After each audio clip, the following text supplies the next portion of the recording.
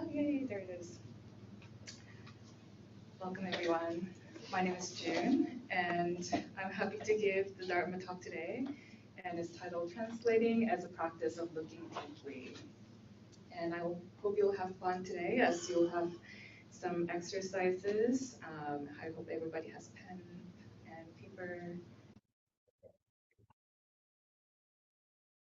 So, in case for those of you who are new or newish, lovely to meet you. I'm June, and I'm serving as the Center Director, and I'm honored to be giving this talk tonight. And today, what you can expect is that I'll be offering some writings of Thich Nhat Hanh and of my favorite literary theorist, Walter Benjamin, to reflect on, so it can bring some awareness to the nature of language itself, and use this opportunity for us to use translation as a medium to look deeply at the teaching that is always available to us. If you're not sure what I'm talking about, that's because I'm an abstract thinker. I'll be elaborating what I mean as we go on. So with this framework of translation as a practice of looking deeply, we'll be translating a poem and see what it reveals to us. As poem, I think of them as a medium that can reveals what's within us as much as a something that can deliver a teaching of the writer of the poem. And hopefully we'll have time to share our experiences. Sometimes I'm verbose and I don't need to be. What I don't mean by translation, which often people hear when I say the word translation, is that often you will hear people say, oh, that was a good translation or bad translation, accurate translation or inaccurate translation. And that's not how I'm approaching this word translation. So in my background, there's a discussion of creative translation. And what that means is that the act of translation is a creative practice of looking deeply at the text before us, cultivating deeper understanding of ourselves and the text before us. And don't worry, even though I keep saying translation, second language or third language or whatever is not required here, although they're extremely welcomed. So this is more, translation is more about bringing out your inner world and images and metaphors and merging that with the writing that is before you. And think of this as experiment, always. And before we go further along, I always like to kind of remind everyone, especially when they're new visitors, that Dallas Meditation Center is inspired by Plum Village tradition, and Zen Master Thich Nhat Hanh, sometimes lovingly called Thai, is the founder of Plum Village tradition. And I like to say that because I'll be referring to him a lot.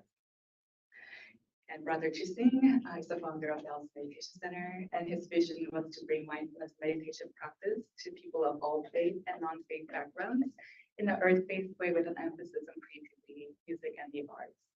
And I like to repeat that too, because today I want you to really bring in your creative side into this space, as that is what we welcome and what the founder envisioned, I imagine, for the practice here. And also, I like to remind ourselves of the value, because this connects directly to my intention for this talk. In this space, we value generosity, creativity, and inclusivity, as you can see in many flags around this building. And I was thinking about how we can expand our inclusivity even more. And as I get to know everyone here, I noticed that there are people with really like multinational and various heritage backgrounds, and we don't get to really experience that fully. So with that intention of wanting to be more inclusive towards people's backgrounds, I decided to design this Dharma talk. So know that our inclusivity welcomes your whole self. As you read at the beginning of our gathering, there's a part about in the opening affirmation to affirm capacity within ourselves and all persons of every race, gender, orientation, and tradition to realize full and complete enlightenment. And I hope you can bring your tradition and your life history into this space so it can be fully present in all layers. And so I wanted to just briefly talk a little more about inclusivity. We as social humans bring forth certain aspects of ourselves, given our understanding of what the space is about and what kind of permissions and structure we understand to be in place to shape the space. And any space has commonly assumed rules and permissions, and some of those are unexamined ones that can be opened up to expand the possibilities within the space. And that's what I'm hoping to see tonight. And the common assumption that I'm wanting to kind of say to it tonight is that English is the shared language to be spoken in the room in most states of America. But a lot of you that I know to be having a multilingual background and also multi-heritage background. So I want you to be able to bring your whole self, including those layers of self. And translation will be the medium of that. So bring in your life experiences, your different languages, drawings during the translation process, and there'll be step-by-step guidance. So don't worry if you're not quite following just yet.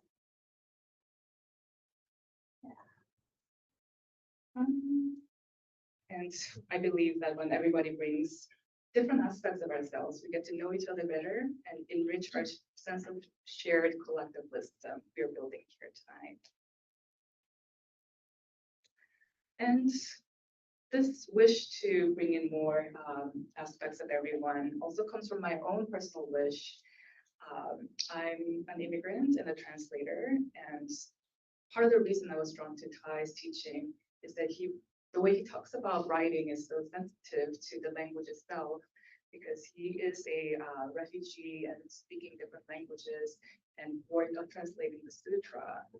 And I adore how Ty's universal wisdom is welcomed and loved widely as a gentle teaching of Buddhism. But I want there to be more awareness of him as an exiled refugee, multilingual translator, and scholar, because I think that can deepen our engagement with his wisdom.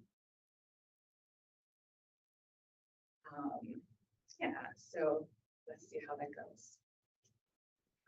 So I wanted to just briefly highlight that this comes from my passion for teaching creative writing and translating. That was my previous life before I became this new director. Just wanted to give you a quick past layer of myself, giving translation talks and readings. And one might wonder, like, what does translation have to do with mindfulness? I see that there's a kindred spirit between philosophy of translation and mindfulness, in that both wrestle with the perception itself, not taking the first appearance that's given. Because translation allows us to become more aware of language and how language operates itself. Because language and concept often serve subconsciously as the lens we encounter the world and how we navigate the world. And that language holds immense power in how we perceive and understand the world. And let me convey what I mean by that. Has anybody seen the movie Arrival by Yeah. So this is what I mean by the power of language and why we should be mindful about language. So the movie is about a linguist trying to communicate with aliens. But she says that we have to be really careful about how we translate the language and communicate with them. And because language is such a powerful medium for how it affects our perception. She says, let's say I taught them chess instead of English. Every conversation will be a game. Every idea expressed through opposition, victory, defeat. You see the problem? If all I ever gave you was a hammer, the person was just thinking to replies, everything appears as a nail. So in social setting, we use language to convey what we mean to another person, and another person understanding it is the function of language. And but in practice of poetry and translation, we are taking a different mode. we're looking deeply into language itself so we can perceive the world in an enriched way and relational way. And I also wanted to add a little more about what I mean by looking deeply. In some village tradition, that is often accepted way of expression, but let me kind of convey that better by quoting Thich Nhat Hanh. He wrote, "When we look deeply into the heart of a flower, we see clouds, sunshines, minerals, time, the earth, and everything else in the cosmos in it. Without clouds, there could be no rain, and without rain, there would be no flower." So looking deeply refers to seeing the interconnected nature of everything. And translation is also another vehicle that can reinforce the interconnected nature of everything. And Thich Nhat Hanh is really creative in the way he translates and writes, and that's what I really found kindred spirit in his teaching. It's not very doctrinal in that this is the way things are and you're to receive it, but he, in my understanding, he seems to want to connect to the spirit of the teaching and then convey that in a way that he can use language in a creative way as a poet, as a translator.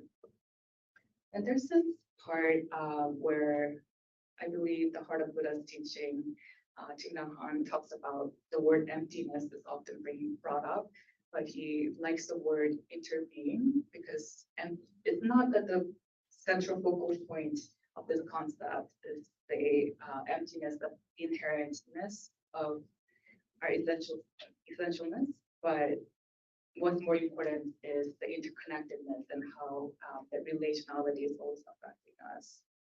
So next is a quote by Thich Nhat Hanh that inspired this talk. He wrote, "About 30 years ago, I was looking for an English word to describe our deep interconnection with everything else. I like the word togetherness, but I finally came up with the word interbeing. The verb to be can be misleading because we cannot be by ourselves alone. To be is always to interbe. If we combine the prefix inter with the verb to be, we have a new verb, interbe. To interbe and the action of interbeing reflects reality more accurately. We inter-are with one another and with all lives." From The Art of Living. And this conveniently for me, because I love Thich Nhat Hanh as teacher and Walter Benjamin as a theorist, is my secret heartthrob. Would you like love his like honesty way?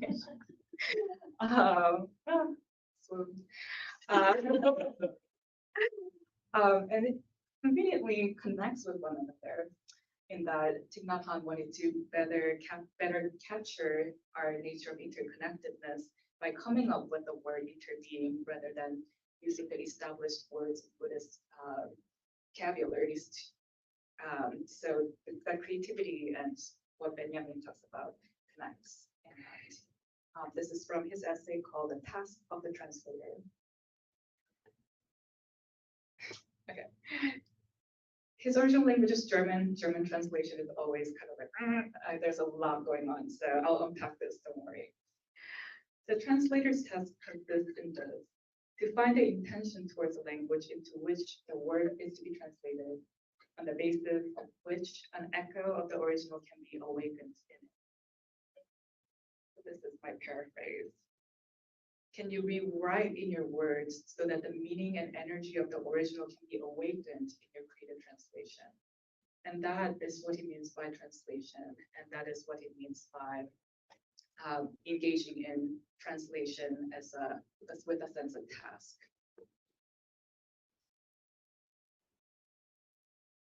And so translation in some ways is a solution to the problem of language. As I said earlier, we use language as a social currency, and we need to be understood in social situations. And people often use the language sloppily, and when everybody starts using the language sloppily or in a way that deviates from original meaning, then it affects our perception of what the word means and what that conveys. I'm curious.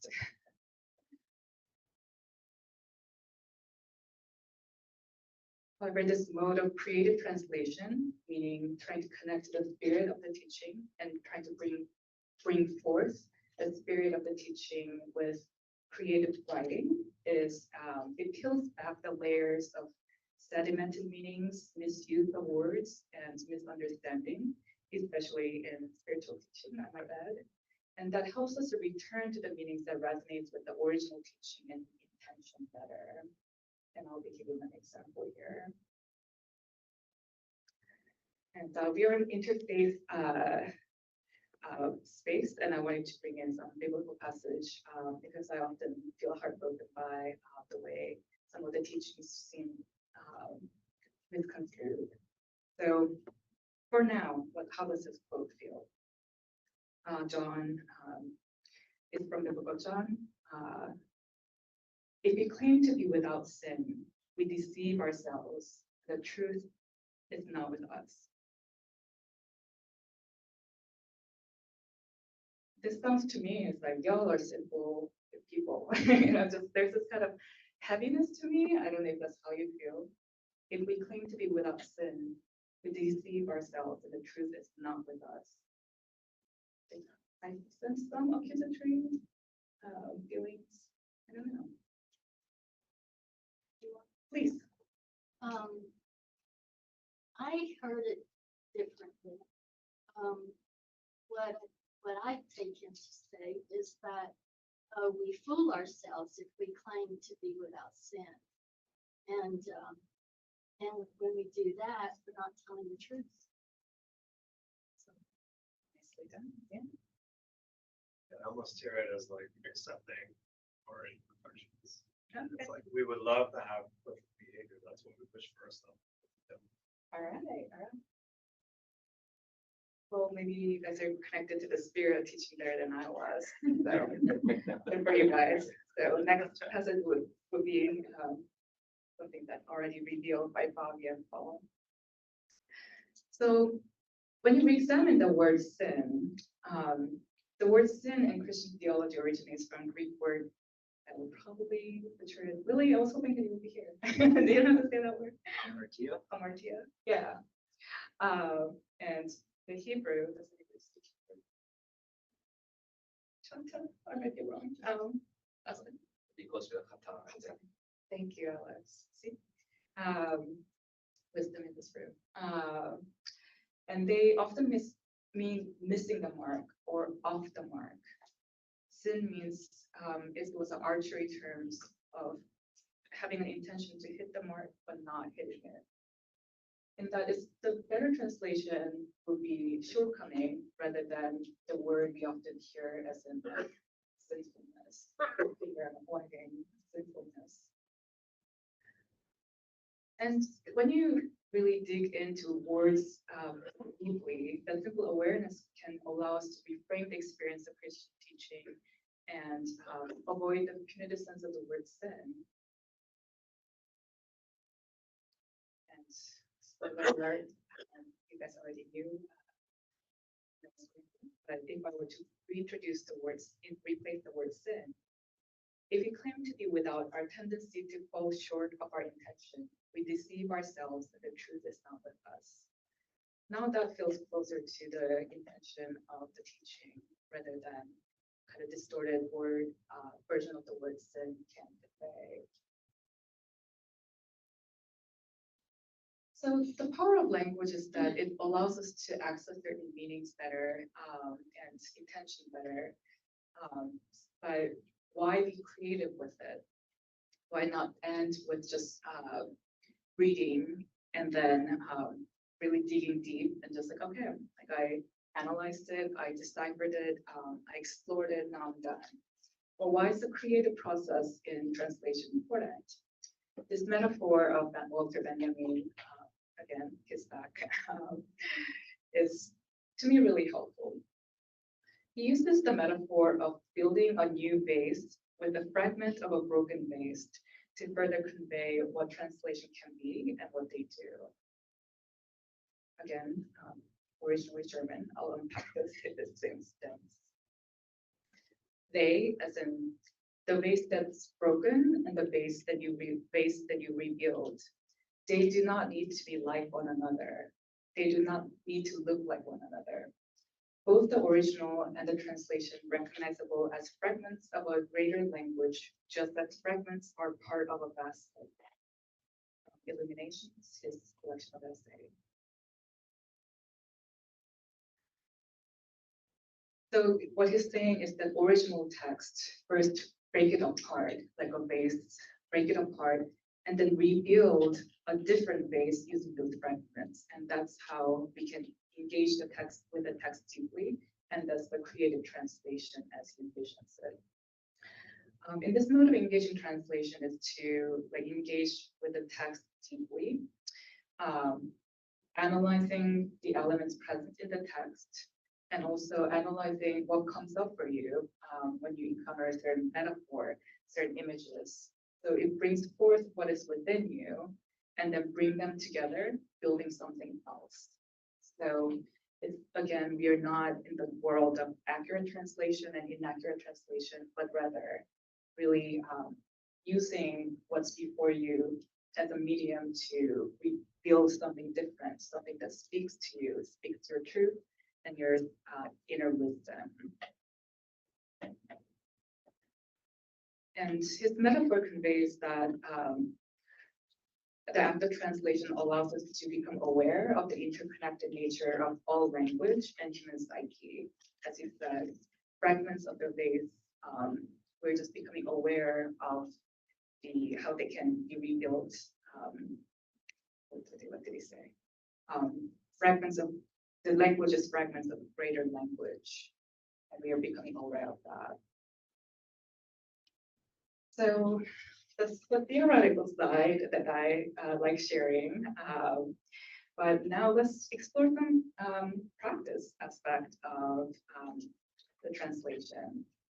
So in the handouts, you will see a portion of Thich Nhat Hanh's poem.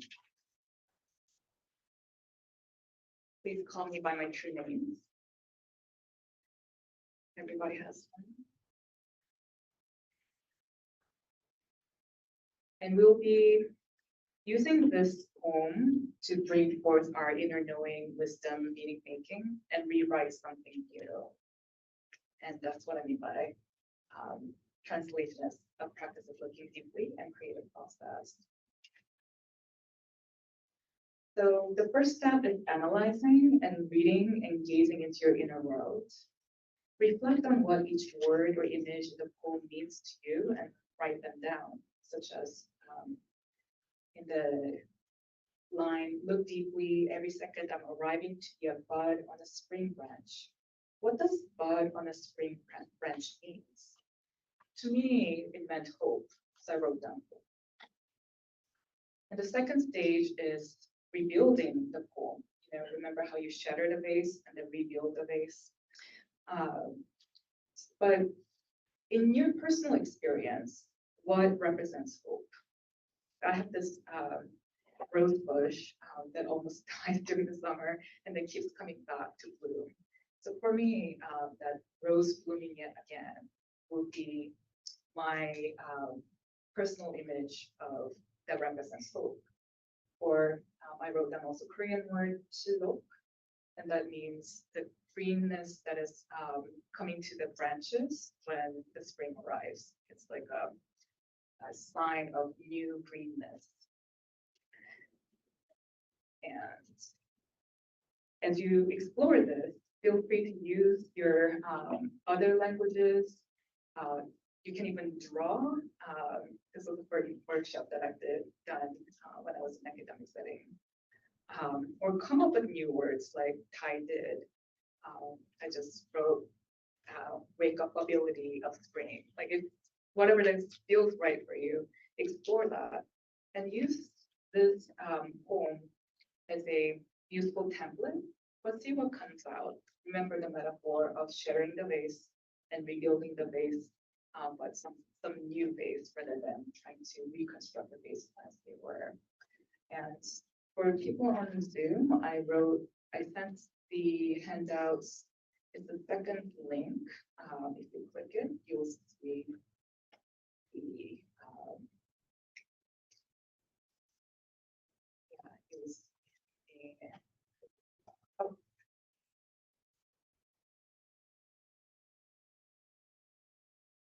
about 10 minutes. And if you have any questions, feel free to come up here and ask me any questions.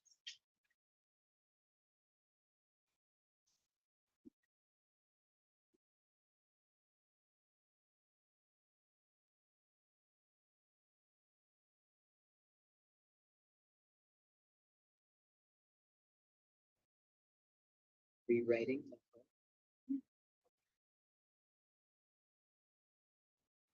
Or do we write it in the back? Oh, yeah, yeah.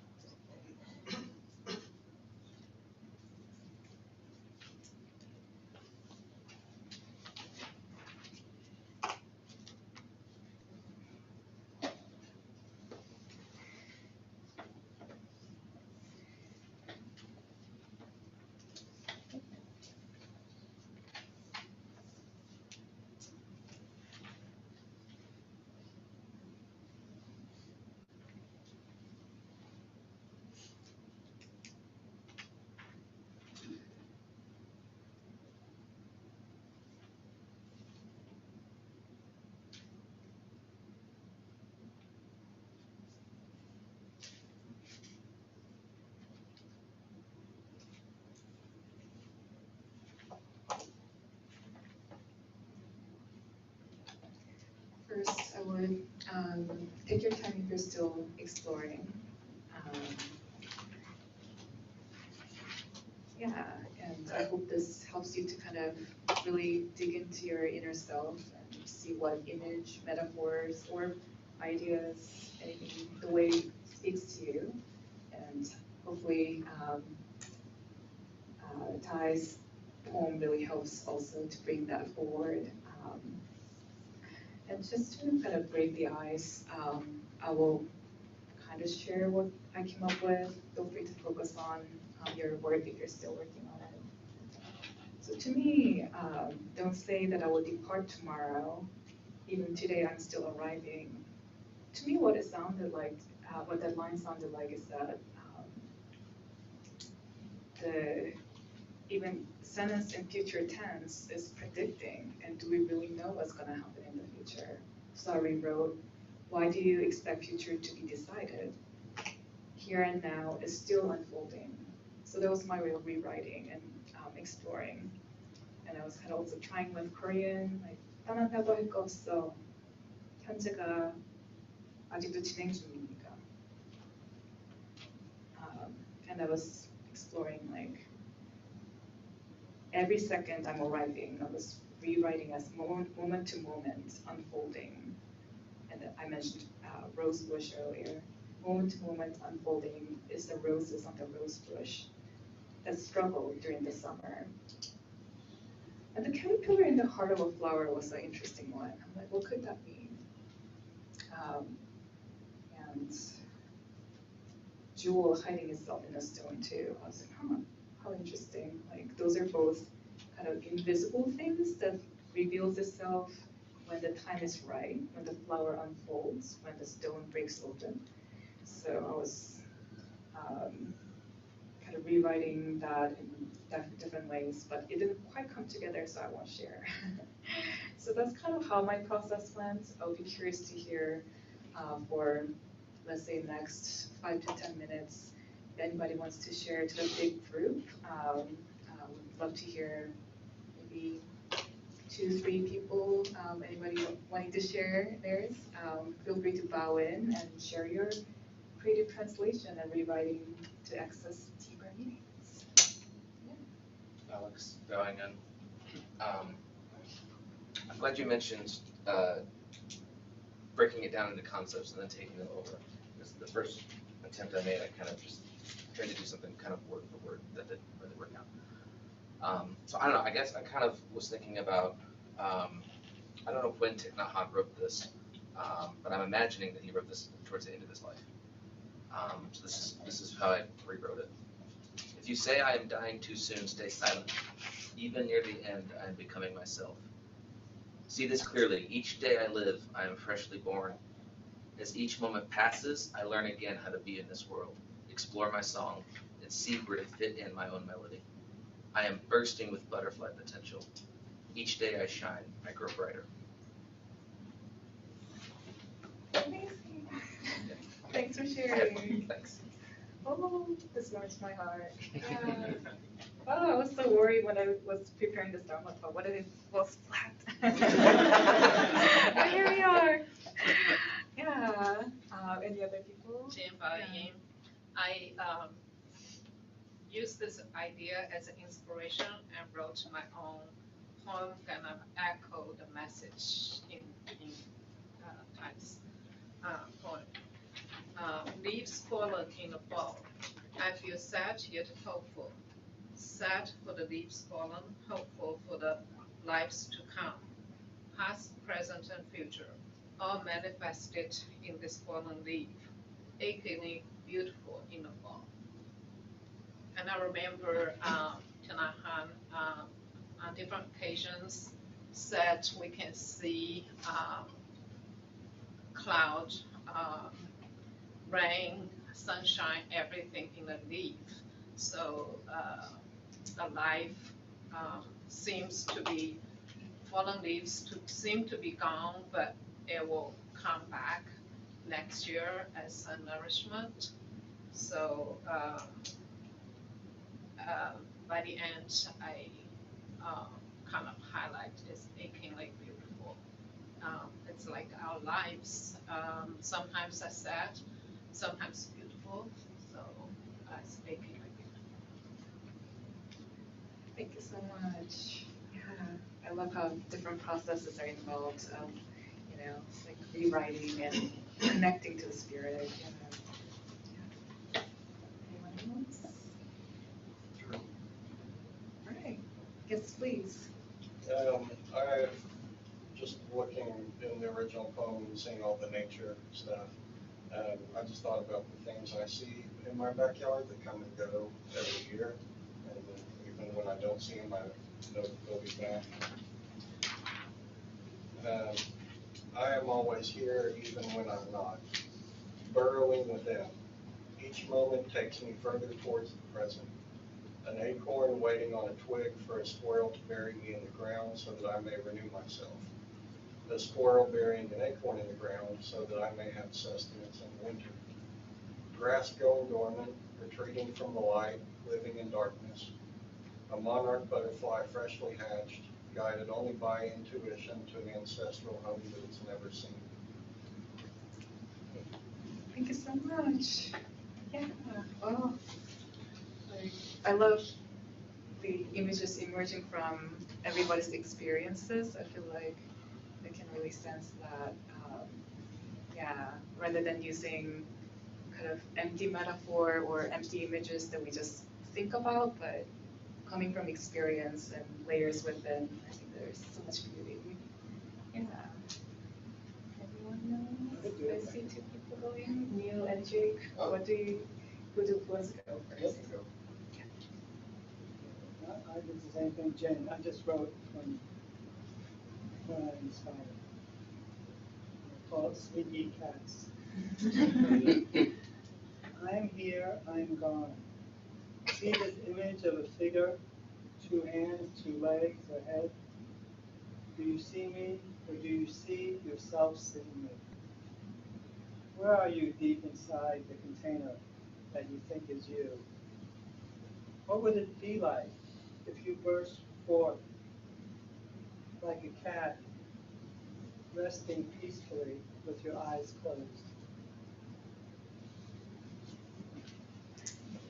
Thank you so much. Like sometimes I give extra instructions in case people need it, but I am glad you guys are ignoring and going your way. Yeah, it's lovely. Thank you. All right, I'm actually not sure if I did this right. What I really did was I just kind of took the poem as it was and I like stripped it back to basically not really have metaphors in the same way. I just kind of tried to do a direct translation, like what if this was a little more literal? So I don't know, I'm just going to read it. I'm just recognize me as if I am brand new. Look deeply within each new moment. I am reawakening, beginning again with new life. I'm learning to gain strength from this place of newness and learning to build and create this life. I'm blooming and present myself to this world, improving myself from what I may have once been, and shining bright and introducing myself with enthusiasm. Good, good, good. I love it. Yes. Yeah. As Walter Benjamin said, what awakens the teaching is the way to write. So yeah, it's very clear. Yes, please. I kind of took it as a more literal translation exercise because I was actually in a conversation last night and it came up that I'm a polyglot. Like, let me see if I still am. Like, can I actually do this? So, I'm excited. Thank you. Yeah. So it's more of like a direct translation. Like, I wasn't trying to reform the structure and stuff. But I wrote it out in like, at least my version of like French and Spanish. Yeah. See if I could make it work. Yes, please. There was still some word choice stuff because I was like, I don't remember how to say caterpillar and I don't want to look it up. So caterpillar just became butterfly, and then in Spanish I was like, I can't even remember butterfly right now, so it just became insect. There it is. And like the rock or the stone at the end, I was like, well, what if it was just a pebble? Like, what if it was a beautiful rock? Things like that. So. Great. You want to read it for us? Yeah. Please. Does anybody speak French? Doesn't matter. No, I just guarantee you this is the most masterful translation ever done into the French language.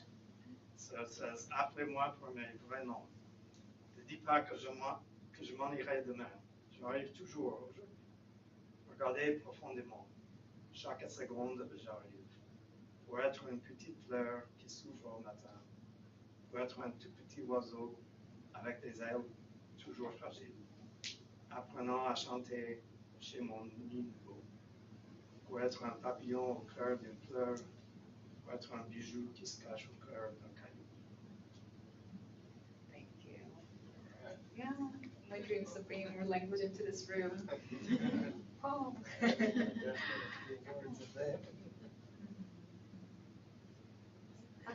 please, Clary. I was really drawn to the bird, the fragile bird and the nest, and I had a bit of a theme of dependence coming out of it. So I'm a baby hearing sounds and seeing shapes for the first time, learning to be and understand. A tiny human swaddled, treasure to be discovered. Thank you so much. Yeah, I love that. Depending on who's bringing forth, like I feel like different meanings and emphasis comes out, and I think that's the beauty of this process. Yeah.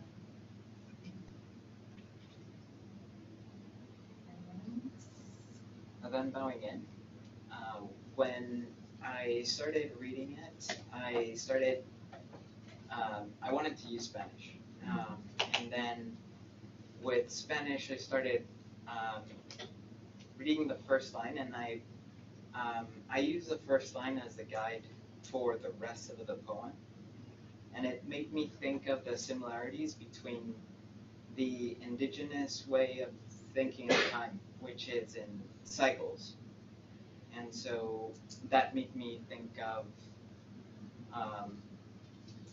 the ideas of everything is connected and everything is now. Yeah. That's beautiful. Is there something that you can share in Spanish? Let's see. I need to go back because I can't read it. So it would be something like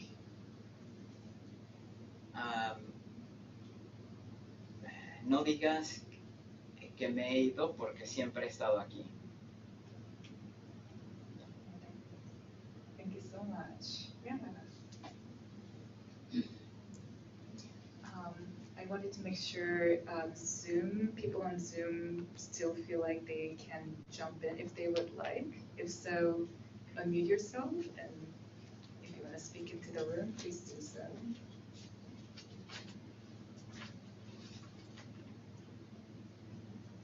All right, maybe you guys are good. Thanks for being here. I didn't want to read mine, but I really enjoyed the exercise. I like how the creativity in terms of well, just the image of the the vase, breaking and then putting the pieces back together. But then as we did it through the poem and rewriting it, was really fun. So just share that it was you never know what's going to come out of you. Maybe not always wanting to share it though with everybody. Thank you, Paula.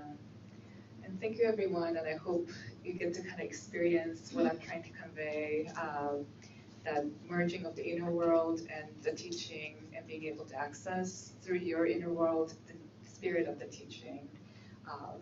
There's this quote, I wish I could remember verbatim.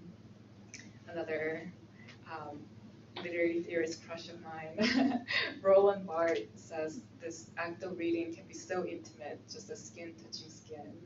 And I like this kind of experience of encountering poems or text as an intimate experience of bringing forth what is meaningful for you, and meeting the text so that more gets revealed and we become aware of our interconnectedness.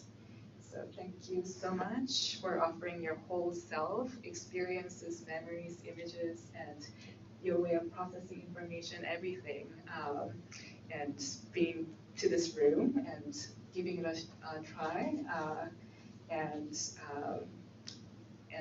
may we practice, whether that be creative translation, writing, painting, whatever it may be. May we continue practicing so that we can recognize the complexity of what lies before us: words, actions, beings, art, and more. So we may respect and love our interbeing nature, our interconnected nature always. Jiyoon, bowing out.